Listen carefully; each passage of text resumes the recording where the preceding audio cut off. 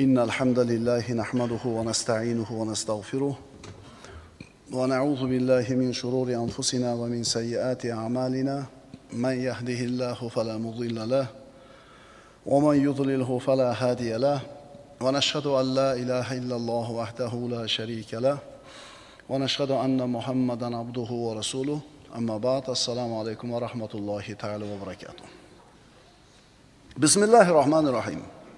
Bugun birodarlar qarz haqida dars boshlaymiz. Qarz olish, berish, qarz nima, shariatda qarz berishlik qanday amal, shariatda qarz olishlik qanday amal. Bu mavzuni tanlashimizga sabab juda ko'p odamlar, xususan yoshlar, qarzdan qo'rqmay qo'yayotganligi ko'zga ko'rinib qoldi. Qarz olishlik oson bo'lib ketganligi uchun qarzdor bo'lganlar ham ko'payib ketdi. Ana shu qarzini uzoqmasdan xonavayron bo'lib, bori burdadan ajrab, yurtidan, uyidan, musofir yurtlarda qarz uzaman deb yurganlar ko'payib ketdi. Bu suhbatlarimiz orqali insonni hayotida katta bir ahamiyat kasb etadigan masala haqida bahs qilmoqchimiz. Qarz masalasi haqida. Qarz. Payg'ambarimiz sollallohu alayhi vasallam hadis shariflarda marhamat qilib aytadilar. Abu Said al-Khudri roziyallohu anhudan qala nabiy sollallohu alayhi vasallam idza khalasa al-mu'minuna minan nar hubisu bi qantaratin baynal jannati wan nar fayataqassuna mazalima kanat baynahum fid dunya hatta idza nuqqu wa hudhibu udhina lahum bi dukhulil jannah. Rasululloh aytadilar, Imom Buxoriy keltirgan hadis. Mo'minlar do'zaxdan xalos bo'lishgach, jannat bilan do'zax o'rtasidagi ko'prikda tutiladilar, to'xtatiladi. Va dunyoda o'rtalarida bo'lib o'tgan zulmlarning qasosini bir-birlaridan oladilar. Nihoyat tozalanib, musofo bo'lishgach, ularga jannatga kirish uchun izn beriladi. Mazolim degani birini ikkinchisida qolib ketgan haqqi. Kim urdi, bu javob qaytara olmadi. Kim haqorat qildi, javob qaytara olmadi, haqqini ola olmadi. Kim pulini, molini oldi, yeb ketdi, qarz bo'lib ola olmadi. Mana shular to'xtab hal qilinmagunicha mu'minlarga jannatga kirishlikka izn berilmaydi. Payg'ambarimiz sollallohu alayhi vasallam umri davomida bir marta haj qilganlar. Ana shu hajjatul vadoda 100 mingdan ortiq odam yig'ilgan joyda Rasululloh sollallohu alayhi vasallam shunday dedilar. Katta xutbasining bir qismi. Fa inna dima'akum va amwalakum va a'radakum alaykum haramun. Ka hurmati yawmikum hada fi shahrikum hada fi baladikum hada. Ey odamlar, albatta qonlaringiz, mollaringiz va obro'laringiz sizlarga bir-biringizga haromdir. Xuddi bugungi kuningiz, bugungi oyingiz va bu shahringiz harom bo'lgani kabi. Qarz hamma zamonda bo'lgan. Hamma davrda, hamma makonda, hamma jamiyatda qarz oldi berdi muomalasi bor bo'lgan va bundan keyin ham bo'ladi. Ammo bizning zamonamizga kelib ayrim odamlarning mana shu qarzga bo'lgan munosabati avvalgi odamlarning munosabatidaqa bo'lmay qo'ydi. Ayniqsa yoshlarni. Yoshlar qarzdan qo'rqmayapti. Qadimdan odamlar bir-biriga yordamlashgan, qiyinchilik bo'lganda ko'maklashgan, biror bir ehtiyojini qondirish uchun bir-biriga qarz berib olgan. Ijtimoiy hamkorlik uchun qarz. Odamlar modomiki bir jamiyatda yashar ekan, birini mashaqqatini yengillatishlikka ikkinchisi yordam berishlik kerak. Hamkorlik bo'lish kerak. Biri qiylanganda ikkinchisi pul berib yordam berib turgan qarzga. Qarz olingan iqtisodiy rivojlanish uchun. Bir odamning tijorati yurib turibdi, kengayishlikka zarurat tug'ildi. Mahsuloti yaxshi ketyapti. Yana bir ozgina qarz olib zavodiga kirgizsa, yana bir 10 ta 20 ta odam ishli bo'ladi. Jamiyatda ehtiyoji qondiriladi. Demak, iqtisodiy rivojlanish uchun qarz olingan odamlar tomonidan zaruratni qondirish uchun qarz olingan. Biror uyib kuyib ketdi to'satdan. Yo bir sel keldi, yer qimilladi, to'satdan ofat keldi. Ko'chada qolmasligi uchun shu odamga qarz berilgan. Demak, qarz insonlar orasida doim bo'lgan, hozir ham bor, bundan keyin ham bo'ladi. Muhimi qarz ishini islomiy axloq, shar'iy me'yorlarga muvofiq qilishimiz kerak. Qarz hayotimizdagi muhim ishlardan bittasi. Qur'oni Karimda qarz haqida oyat tushishligini o'zi bu masalalar qanchalar muhim ekanligini siz bilan bizga bayon qiladi. Boshqacha qilib aytaman. Qarz haqida oyat tushdimi? Qur'onda qarz haqida gapirildimi? Demak, bu yengil masala emas. Qur'oni Karimdagi eng katta sura Baqara surasi. Ana shu Baqara surasining eng uzun oyati 282-oyat. Qarz haqida. Astagfiru billah.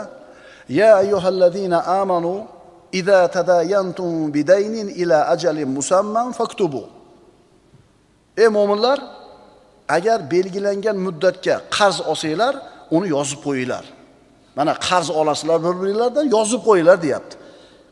Qarzni ustida musulmonlar nima ish qilish kerakligi shariat islomiyada aniq qilib yozib qo'yilgan.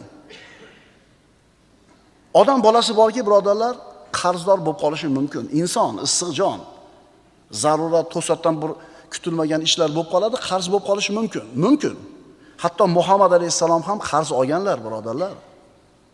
Oysha onamiz roziyallohu anhodan ishtara Rasululloh sallallohu alayhi vasallam min yahudiyyin ta'aman bi nasi'atin va rahana dir'an lahu min hadidin.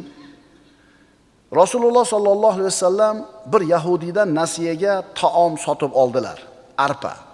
Puli yo'q, qarzga nasiyaga oldilar va unga o'zlarining temir sovutlarini garovga qo'ydilar. Rasululloh vafot etganlarida ana shu yahudiyning uyida sovut qolib ketgan edi Rasulullohning. Qarzni lug'aviy va istilohiy ma'nosi. Qarzni lug'aviy ma'nosi arab tilidan kesish, ajratish ma'nolarini bildiradi.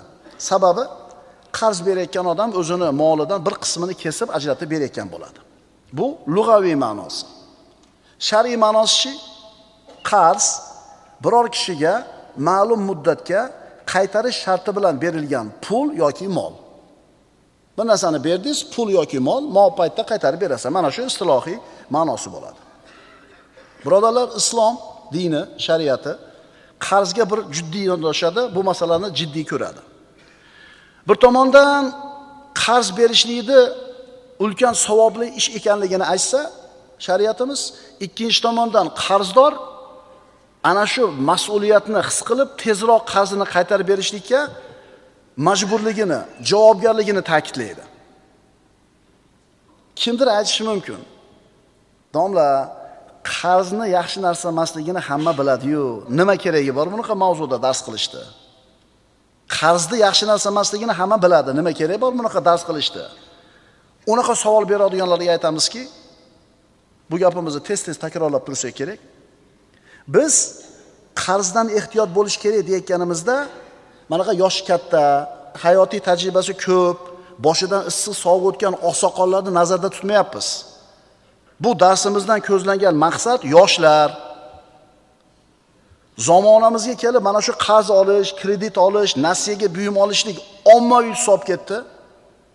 Endi ana shu olinayotgan qarzlar, nasiya buyumlar aslida kerak bo'lmagan narsalar bo'lib qoldi. Telefon, mashina, konditsioner, mikrovalnovka zarurat emas. Ammo yoshlarda orasida shu narsa ommaviy bo'lib ketdi. Tushunarliga bu darslarda biz kimni maqsad qilyapmiz? Biz yoshlarni maqsad qildik mana shu darsimizda. Chunki yoshlarda dunyoga bo'lgan rag'bat kuchli bo'ladi. Hali boshidan issiq sovuq o'tmagan bo'ladi. Dunyoga, orzu-havasga, zeb-ziynatga xaris bo'ladi.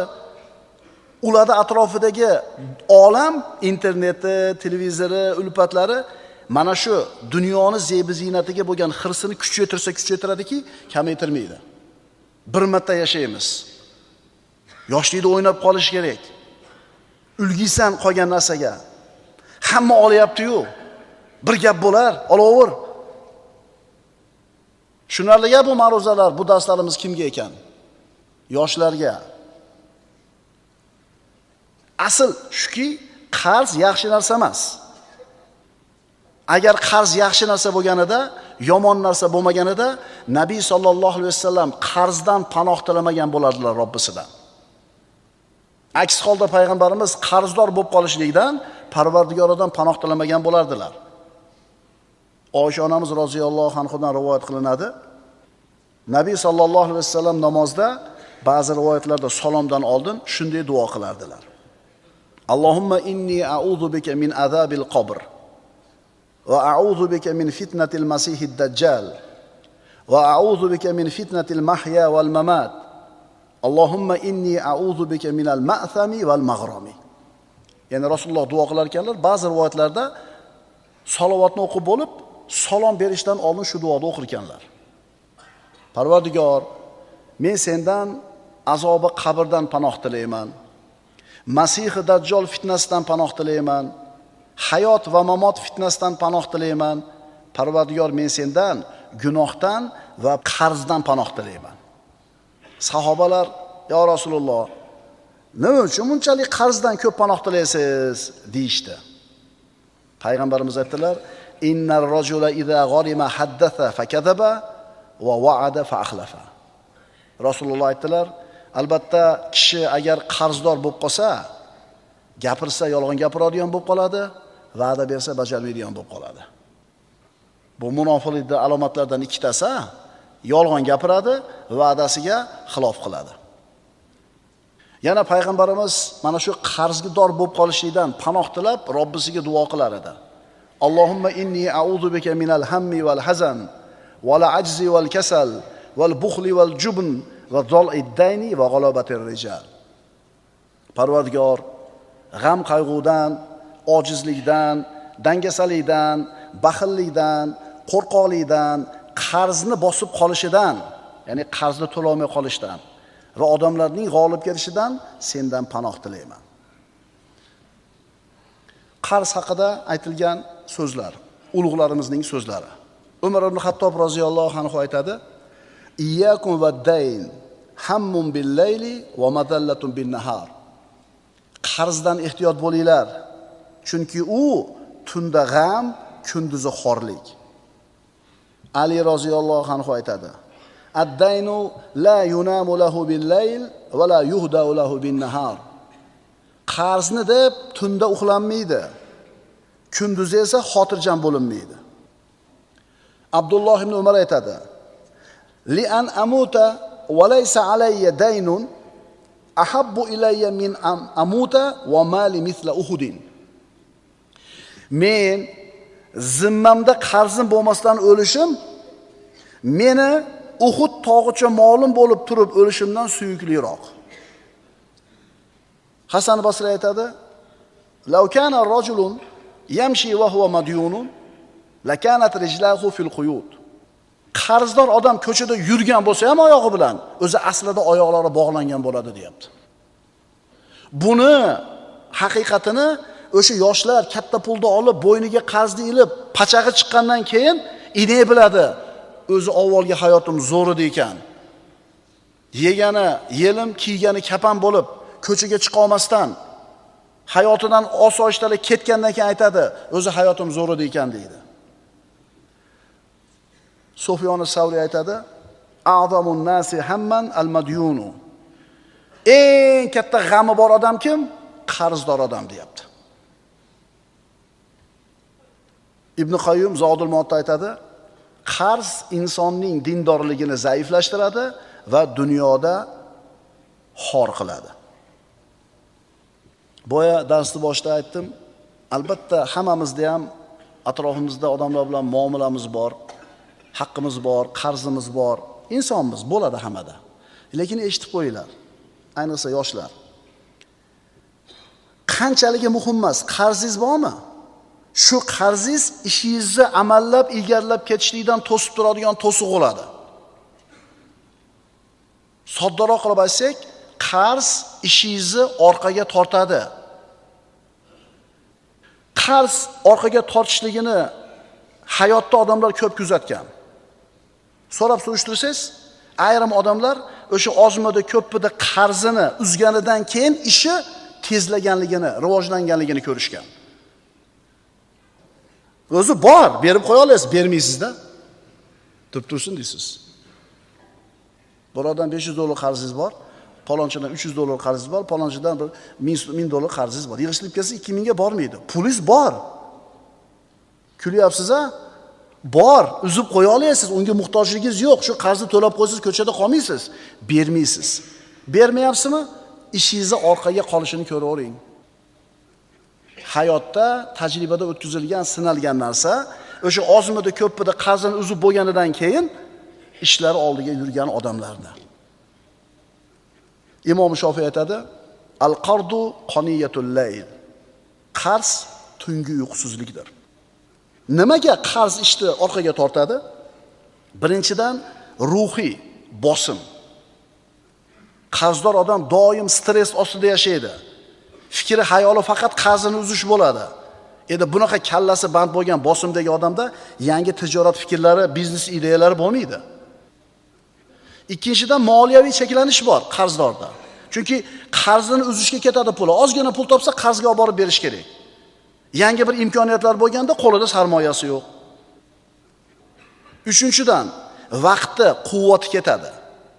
Chunki qarzni boshqarish kerak, haqdorlar bilan muloqot qilish kerak, ularga borib turib egilishingiz kerak, holingizni tushuntirishingiz kerak, quvvatingiz ketadi, energiyangiz ketadi.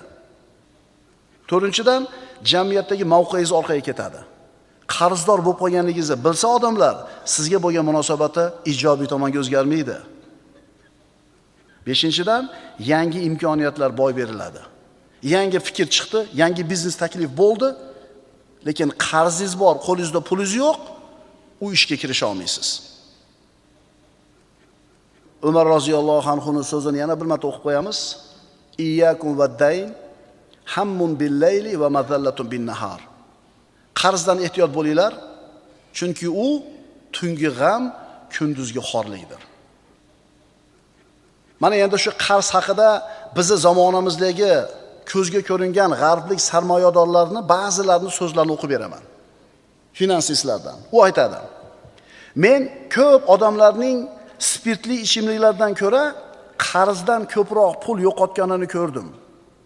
Qarz bu muvaffaqiyatga erishishingizga to'sqinlik qiluvchi vositadir. Men qarz olib yutuqqa erishganlarni ham ko'rdim, lekin qarz tufayli yutuqqa erishish emas, balki qarzdan xoli bo'lib turib yutuqqa erishish haqiqiy barqarorlik va xavfsizlikni ta'minlaydi."